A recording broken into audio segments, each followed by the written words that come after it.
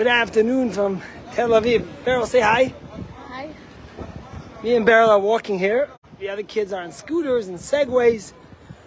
We're taking a walk on Tel Aviv. No, Mel Tel Aviv, excuse me, the port of Tel Aviv.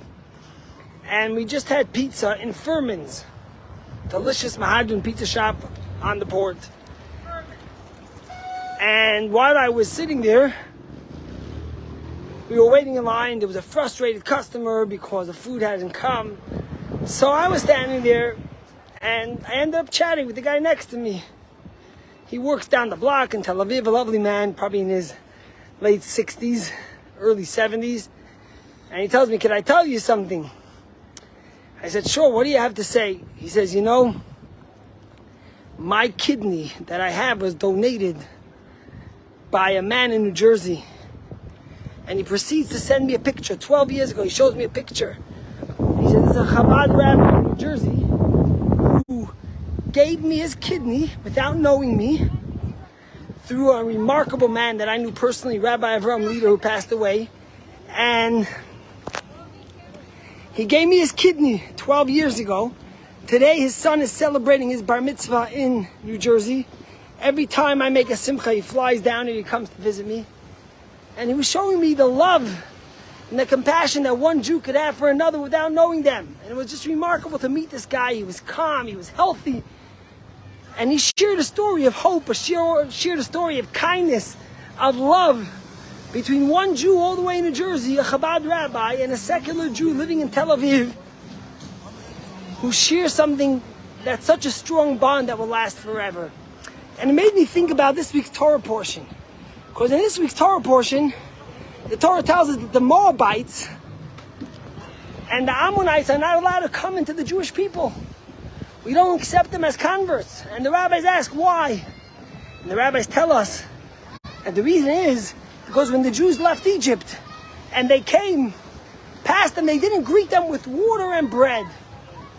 And the question is, why should they have greeted them with water and bread if the Jewish people had the manna and they had the well of Miriam?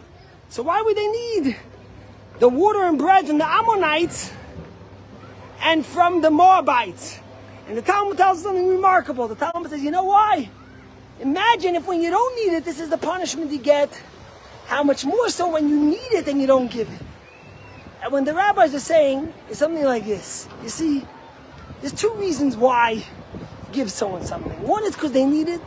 And one is just the fact that you offer them something, that you're willing to share, that you're willing to give, is itself a giving, is itself a gift. For someone to know that you're willing to share what you have, that itself is giving. And the message is such a clear one. We're living in a time where there's so much turmoil in Israel and so much anger from one to the other. People see you in Tel Aviv sometimes and you look like you're observant and you get the looks and the comments. But yet here was a guy who taught us the most powerful story. That when a Jew loves another Jew, the love could be unconditional from New Jersey to Tel Aviv, secular, religious, and so on. We all know the story with David and the Gibeonites. The Gibeonites converted. But in an unprecedented move, David said we can't accept them anymore. Why?